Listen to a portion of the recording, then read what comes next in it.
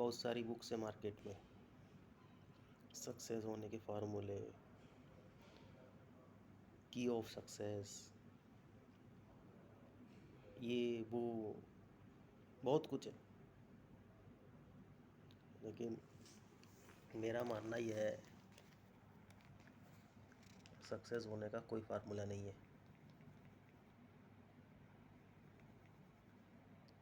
Success की जितनी भी किताबें लिखी हैं, यदि उसको सब पढ़ ले तो सभी सक्सेस हो जाएंगे। और यदि किताबों से पढ़ने से सक्सेस का फार्मूला हो जाता, तो जिसने किताब लिखी है वो राइटर क्यों है? वो कोई बिल्डर क्यों नहीं बन गए? क्वेश्चन।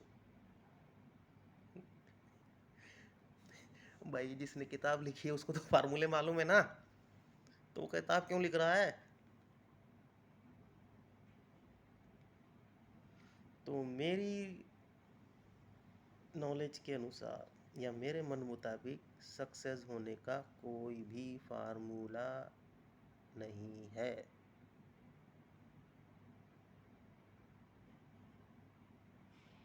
कि भाई ऐसे सक्सेस हुआ जा सकता है। मेरे मन मुताबिक सक्सेस वही है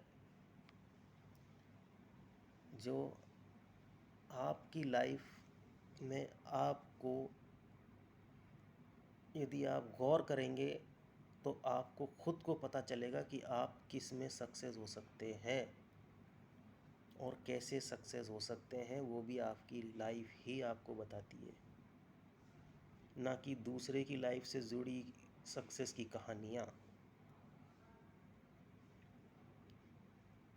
उससे आप सक्सेस नहीं हो सकते। यदि मैं बिल्डर की किसी सक्सेस की कहानी पढ़ूँ तो मैं बिल्डर बन जाऊँगा, तो सारे ही बिल्डर बन जाएंगे। फिर कौन राइटर में राइटर भी तो सक्सेस होते हैं। कई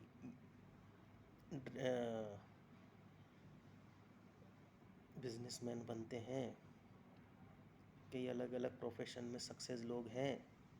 उसके पीछे कारण है कि वो अपने अंदर की खूबियों को पहचानते हैं और उस पे ईमानदारी से अमल, मेहनत और बेइंतहा मेहनत अलग तरीके से खुद के दिमाग के अकॉर्डिंग करते हैं।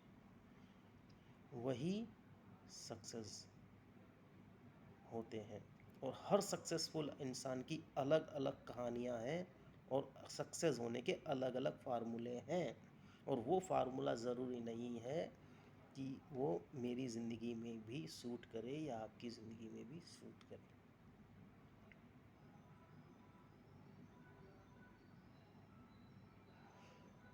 जिस तरह से खूबसूरती की कोई परिभाषा नहीं है, पर भी फिर भी खूबसूरत वर्ड यूज़ होता है और उसको परिभाषित करने की कोशिश हो सकती है, लेकिन कोई ये नहीं कह सकता कि ये खूबसूरती की संपूर्ण परिभाषा ये है। कोई नहीं कह सकता। फॉर एग्ज़ाम्पल, आज फिल्म इंडस्ट्री में कोई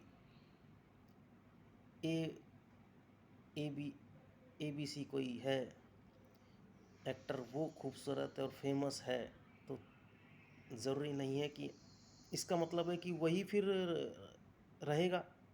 फिर दूसरा कैसे आ जाता है? इसका मतलब है कि खूबसूरती की परिभाषा चेंज होती है और खूबसूरती की कोई परिभाषा नहीं है। उसी तरह से सक्सेस होने की कोई परिभाषा नहीं है और कोई फार्मूला नहीं है।